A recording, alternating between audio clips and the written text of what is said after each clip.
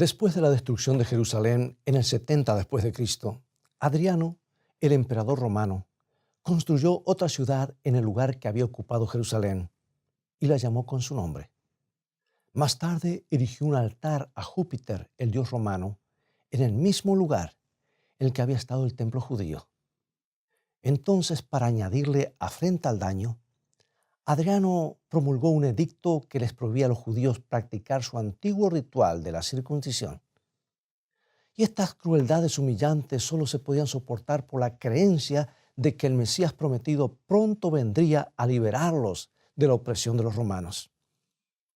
Y en ese momento crucial de la humillación nacional, Bar Kokhba, un joven judío carismático, atrajo a millares de jóvenes zelotes a su causa por la liberación de los judíos. Pretendía ser una luminaria que había venido desde el cielo.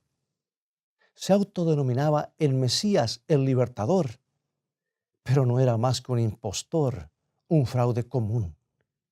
Un siglo antes, otro judío afirmó ser el Mesías. De hecho, decía que era el Hijo de Dios. Su nombre fue Jesús, un joven carpintero del poblado norteño de Nazaret. ¿Quién era este Jesús de Nazaret? ¿Un maestro? ¿Un filósofo? ¿Un médico? ¿Un humanista? ¿Un predicador? Mantente en sintonía.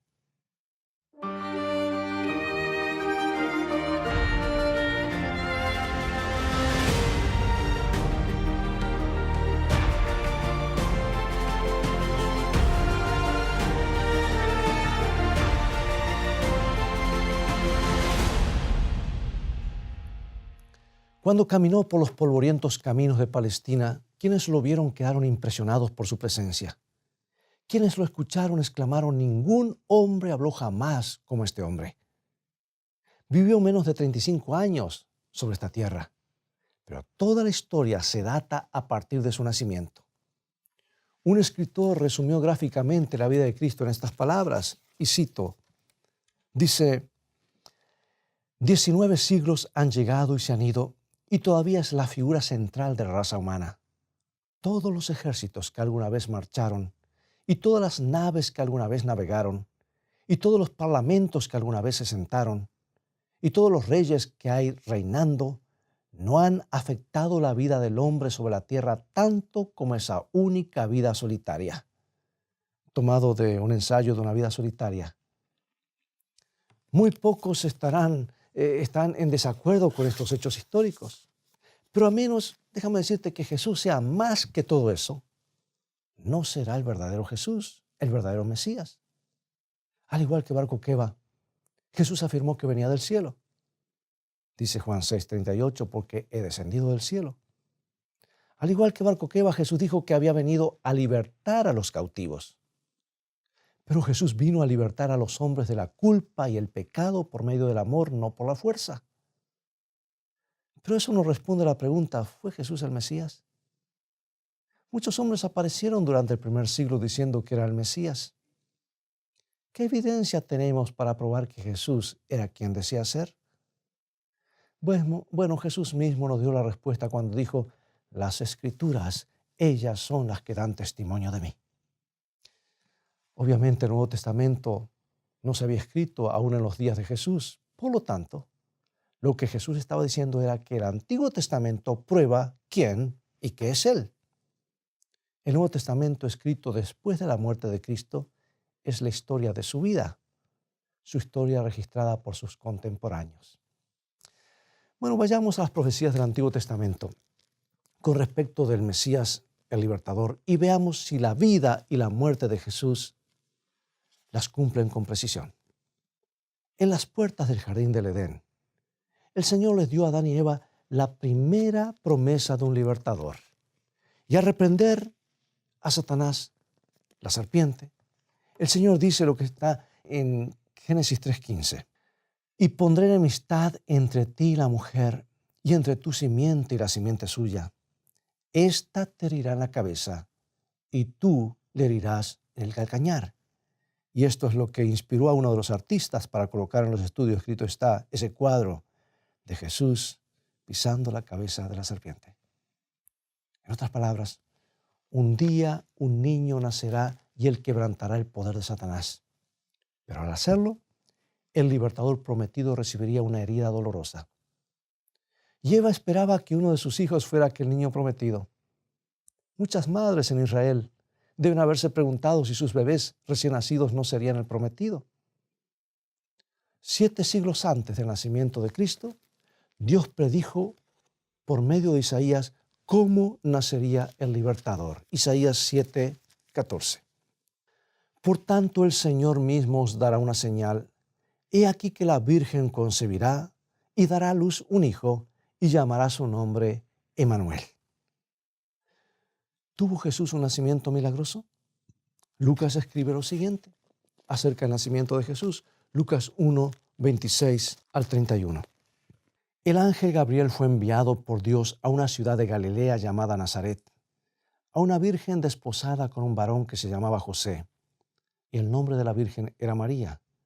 El ángel dijo: concebirás en tu vientre y darás a luz un hijo y llamarás su nombre Jesús. Siglos antes del nacimiento de Cristo, resulta que Miqueas reveló el lugar en que nacería el Mesías. Miqueas 5:2, pero tú, Belén Efrata, de ti saldrá el que será Señor en Israel. Miqueas dijo que el Mesías nacería en Belén. Sin embargo, el ángel Gabriel fue a Nazaret, a 147 kilómetros de distancia, para encontrar a María. Escucha esto. Hasta una semana antes del parto, parecía que Nazaret iba a ser el lugar del nacimiento de Jesús. Sin embargo, la Biblia dice en Lucas 2:1 al 5, que aconteció en aquellos días que se promulgó un edicto de parte de Augusto César, que todo el mundo fuese empadronado, e iban todos para ser empadronados, cada uno a su ciudad. Y José subió de Galilea, de la ciudad de Nazaret, a Belén, para ser empadronado con María, su mujer. Lucas entonces describe los acontecimientos posteriores a su arribo a Belén. Lucas 2:6 y 7. Y aconteció que estando ellos allí, se cumplieron los días de su alumbramiento, y dio a luz a su hijo primogénito, y lo envolvió en pañales, y lo acostó en un pesebre, porque no había lugar para ellos en el mesón. Durante siglos, patriarcas y profetas, sacerdotes y escribas, madres y padres, habían anhelado ese momento. Sin embargo, cuando llegó no hubo trompetas de la fanfarria real. Su nacimiento fue recibido por el mugido de las vacas y el rebuzno de los burros. Aunque el tiempo y el lugar de su nacimiento habían sido predichos por los profetas, los ángeles tuvieron que anunciar su nacimiento a algunos pastores que cuidaban sus rebaños en el campo, porque el resto de los líderes ni siquiera lo esperaban. Y los ángeles cantaron: os ha nacido hoy en la ciudad de David un Salvador, que es Cristo el Señor. Y hasta cumplir los 30 años Jesús trabajó como carpintero en Nazaret. Entonces, en el año 27, Jesús cerró la puerta de la carpintería y se dirigió al río Jordán, donde millares seguían a su primo, Juan el Bautista. Y después de que Jesús fue bautizado por Juan en el río Jordán, ingresó en un ministerio que terminaría llevándolo al Calvario. Pero resulta que siglos antes había sido predicho por Isaías la obra del Mesías en estas palabras. Isaías, inspirado por Dios. Capítulo 61, versículos 1 y 2. El Espíritu de Jehová, el Señor, está sobre mí, porque me ungió Jehová, me ha enviado a predicar buenas nuevas a los abatidos, a vendar a los quebrantados de corazón, a publicar libertad a los cautivos y a los presos apertura de la cárcel, a proclamar el año de la buena voluntad de Jehová, a consolar a todos los enlutados. Sí, 7 siglos antes, o mejor dicho, 7 siglos después, en la sinagoga de su ciudad, Jesús se paró y leyó este mismo texto que Isaías había escrito tanto tiempo antes. Entonces cerró el rollo y declaró: hoy se ha cumplido esta escritura delante de vosotros. ¿Era una afirmación ociosa? ¿Cómo fue el ministerio de Jesús? ¿Satisfizo realmente las necesidades de los hombres? No hay registro de que alguien haya acudido a Jesús por sanación y no la haya recibido. Lucas dice que la gente procuraba tocarle porque poder salía de él y sanaba a todos. Los cuerpos tullidos eran restituidos, los músculos mustios eran renovados. Por el mero toque de su mano o una palabra de sus labios, los ciegos podían ver, los mudos cantar y los sordos oír. Cierto día se paró ante la tumba de un hombre que había estado muerto por 4 días. Y cuando lo llamó, Lázaro, sal fuera, llantos y lágrimas se tornaron en júbilo.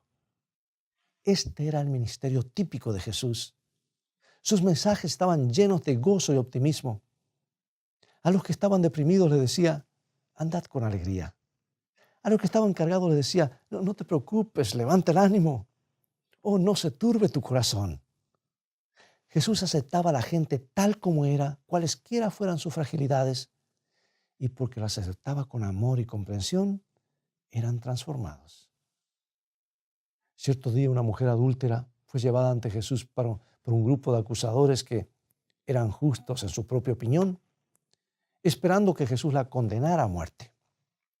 Pero Jesús se detuvo y comenzó a escribir sobre la arena las bochornosas vidas de los acusadores. Uno tras otro los acusadores se alejaron y volviéndose hacia la mujer que temblaba en el suelo, paralizada por el terror, Jesús le dijo, ni yo te condeno, vete y no peques más. Sí, Isaías había profetizado años antes que el ungido vendría a ordenar que a los afligidos de Sión se les dé gloria en lugar de ceniza, óleo de gozo en lugar de luto, manto de alegría en lugar del espíritu angustiado. Sin embargo, la evidencia, escucha bien, la evidencia más detallada que prueba su divinidad se encuentra en la muerte y la resurrección. Bueno, el libro de Salmos. En ese libro se predice la identidad del que había de entregar al Mesías miles de años antes de que el evento ocurriera. Salmo 41, 9. El hombre de mi paz, en quien yo confiaba, el que de mi pan comía, alzó contra mí el calcañar. Y Mateo nos cuenta cómo se cumplió esta profecía. Mientras la turba airada con sus espadas y palos ascendía a la ladera del monte, los discípulos estaban sorprendidos al ver a Judas, uno de los propios discípulos de Jesús, al frente de la turba como uno de sus líderes. Había participado de la última cena con ellos pocas horas antes. Y cuando Jesús caminó tranquilamente hacia la banda, le preguntó, ¿a quién buscáis? Desde el fondo llegó el grito, ¡a Jesús! Entonces Judas dijo, lo que está en Mateo 26, 49 y 50, salve, maestro, y le besó. Entonces se acercaron y echaron mano a Jesús y le prendieron. Hasta el precio de la traición había sido profetizado con siglos de antelación, incluyendo en qué se gastaría el dinero. Zacarías 11, 12 y 13. Y pesaron por mi salario 30 piezas de plata, y tomé las 30 piezas de plata y las eché en la casa de Jehová al tesoro. Bueno, resulta que el cumplimiento lo vemos aquí escrito en San Mateo 26, 14 y 15. Y nos dice, entonces uno de los 12, que se llamaba Judas Iscariote, fue a los principales sacerdotes y les dijo, ¿qué me queréis dar? Y yo os lo entregaré. Y ellos le asignaron 30 piezas de plata. Pero después de que Jesús fue condenado, Judas regresó ante los principales el principal de los sacerdotes. Mira lo que dice Mateo 27, 5 al 7. Y arrojando las piezas de plata en el templo, salió y fue y se ahorcó. Y los principales sacerdotes, tomando las piezas de plata, dijeron, no es lícito echarlas en el tesoro de la ofrenda, porque es precio de sangre.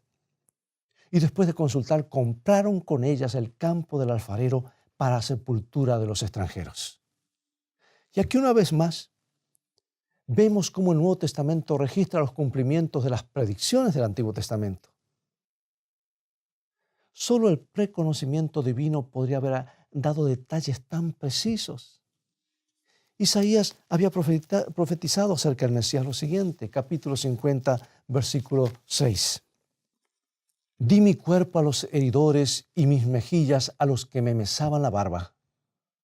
No escondí mi rostro de injurias y de disputos.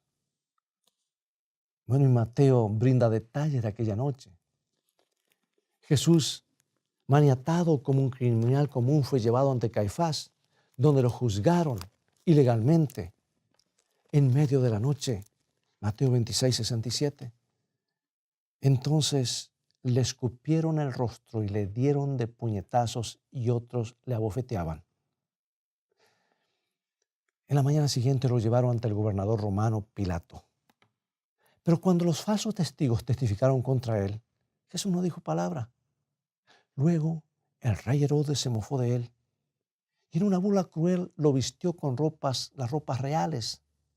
Entonces lo regresaron a Pilato, quien dijo que no podía encontrar ninguna falta en él. Sin embargo, lo hizo azotar. Y finalmente Pilato le planteó una lección a la airada multitud. ¿Liberaré a Jesús o al notorio criminal llamado Barrabás? Y la multitud gritó, Barrabás. Bueno, ¿qué haré con Jesús?, preguntó Pilato. Y la respuesta fue a gritos, crucifícale, crucifícale. Cientos de años antes de que los romanos hubieran siquiera inventado la crucifixión como medio de castigo capital, el salmista había predicho la forma en la que matarían a Cristo. Cientos de años antes, la cruz no se había inventado, ni se sabía qué era. Porque el método común empleado por los judíos era el apedreamiento. Pero sigamos ahora los pasos de Jesús y veamos qué sucedió con relación a su muerte. David había escrito, Salmo 22, 16, horadaron mis manos y mis pies. Mateo nos dice que le colocaron una corona de espinas sobre la frente y que le golpearon en la cabeza.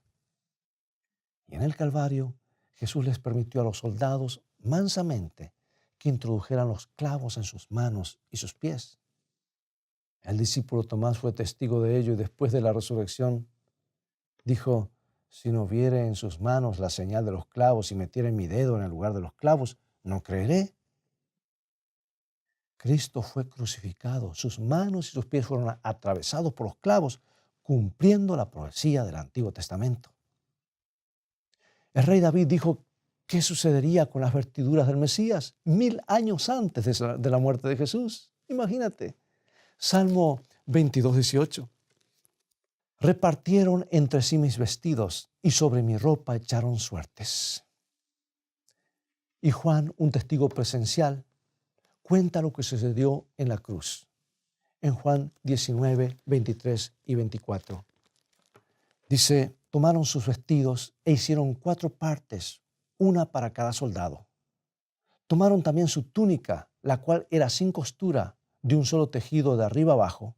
Entonces dijeron, no la partamos, sino echemos suerte sobre ella a ver de quién será. El Antiguo Testamento también predijo algunas de las palabras que Jesús habría de pronunciar mientras pendía de la cruz. Salmo 22, 1. Dios mío, ¿por qué me has desamparado? Muchas de las profecías relativas al Mesías estaban totalmente fuera del control humano de Jesús. Por ejemplo, humanamente no hubiera podido arreglar el lugar de su muerte, la forma de su nacimiento, su traición, los acontecimientos que rodearon su muerte. Sin embargo, uno de los factores más decisivos que prueban sin sombra de duda que Cristo fue enviado por Dios y que era el verdadero Mesías, se encuentra en el tiempo de su llegada.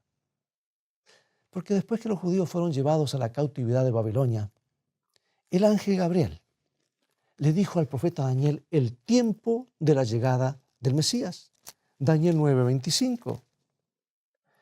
Sabe pues y entiende que desde la salida de la orden para restaurar y edificar a Jerusalén hasta el Mesías príncipe, habrá 7 semanas y 62 semanas. O sea, 69 semanas equivalen a 483 días. Y en la profecía bíblica un día equivale a un año. ¿Recuerdas la fórmula? Día por año te lo he dado.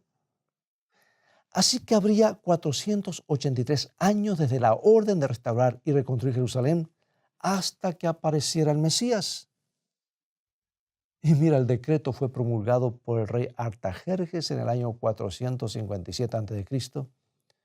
y 483 años más tarde llegamos al 27 después de Cristo. Ahora bien, sígueme con atención. Mesías en hebreo o Cristo en griego significa el ungido. ¿Y cuándo fue ungido Jesús? Lucas señala el año exacto. Lucas 3, 1, 21 y 22. En el año 15 del imperio de Tiberio César, que cuando todo el pueblo se bautizaba, también Jesús fue bautizado. Y orando, el cielo se abrió y descendió el Espíritu Santo sobre él en forma corporal, como paloma. Y vino una voz del cielo que decía: Tú eres mi Hijo amado, en ti tengo complacencia. Jesús fue ungido por el Espíritu Santo en el momento de su bautismo en el Jordán. Y Pablo declara: Dios ungió con el Espíritu Santo y con poder a Jesús de Nazaret. Ahora bien, hagamos un poco de aritmética. Tiberio César comenzó a reinar en el 12 a.C. Y Lucas dijo que Jesús fue bautizado en el 15º año del gobierno de Tiberio, lo cual nos lleva hasta el año 27 después de Cristo. Como ves, la profecía de los 483 años se cumplió al pie de la letra, probando ciertamente que Jesús era quien él decía ser. Pero la última parte de la profecía afirmaba que 3 años y medio más tarde el Mesías moriría en medio de la 70ª semana de esta profecía. Dice Daniel 9:27, y por otra semana confirmará el pacto a muchos, a la mitad de la semana hará cesar el sacrificio y la ofrenda. Bueno, esta profecía también se cumplió con total exactitud.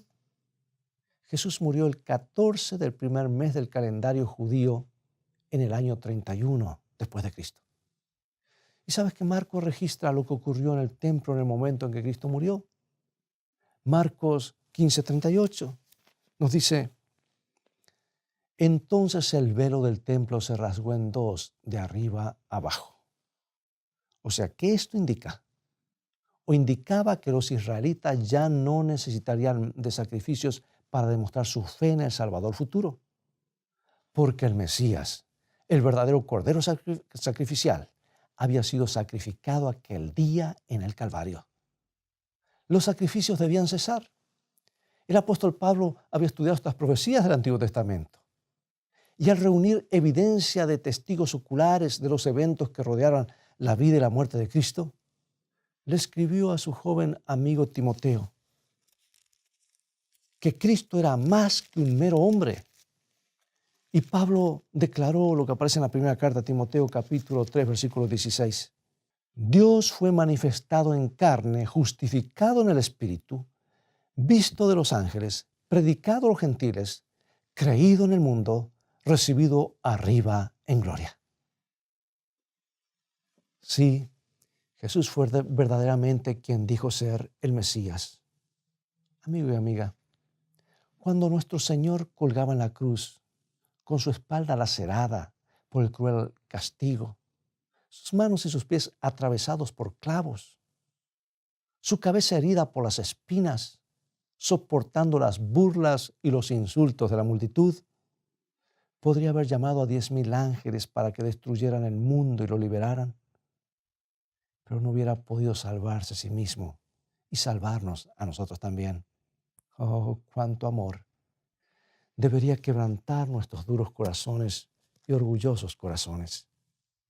Sí, podría haber convocado a miles de ángeles, pero gracias a Dios que no lo hizo. Murió por ti y por mí. ¿No estás agradecido por lo que hizo, sigue haciendo y lo que hará por ti? Acompáñame en oración. Padre nuestro que estás en los cielos, gracias por enviar a tu Hijo a esta tierra para traernos esperanza. Gracias por venir a revelar el amor del Padre y por mostrarnos cuánto el cielo nos ama. Rendimos nuestra vida a ti, oh Dios, en gratitud por lo que tu Hijo hizo en la cruz. Ciertamente lo confesamos como el Mesías de nuestras vidas, nuestro Salvador, Señor, nuestro sumo sacerdote y Rey próximo a venir. En su santo nombre oramos. Amén.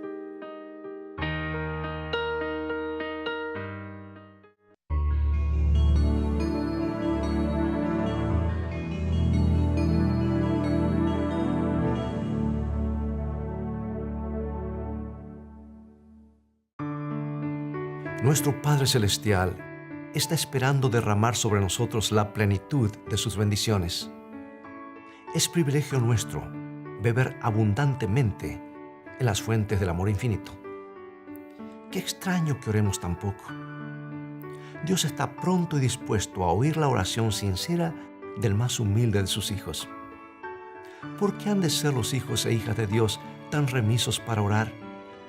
Cuando la oración es la llave en la mano de la fe para abrir el almacén del cielo, en donde están atesorados los recursos infinitos de la omnipotencia.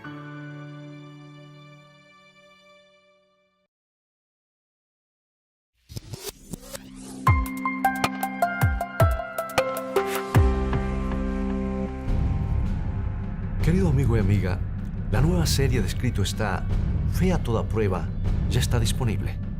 En ella nos trasladaremos al antiguo Imperio Romano, donde los primeros cristianos, rodeados por un ambiente sediento de poder, lujuria y persecución, lucharon para mantener una fe viva pagando el precio de la muerte. Y aunque carecieron de poder político o recursos económicos, alcanzaron la victoria.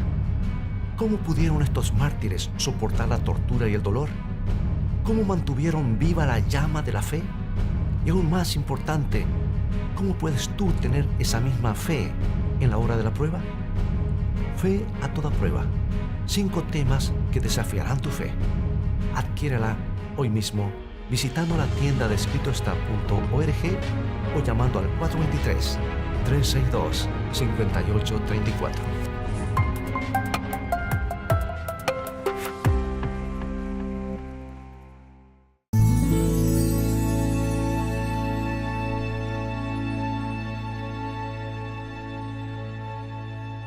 Llegó el momento de despedirnos y será hasta el próximo programa. Te invito a continuar estudiando los mensajes de esperanza de la Biblia, así que visítanos en nuestro sitio de internet escritoestá.tv, donde podrás obtener nuevamente este programa y compartirlo con tus familiares y amigos. También podrás obtener gratis una variedad de materiales y estudios bíblicos que te ayudarán en tu caminar diario con Dios y a conocer más el plan de amor de Dios para ti. Dios te bendiga y te guarde, y recuerda, escrito está, no solo de pan vivirá el hombre, sino de toda palabra que sale de la boca de Dios.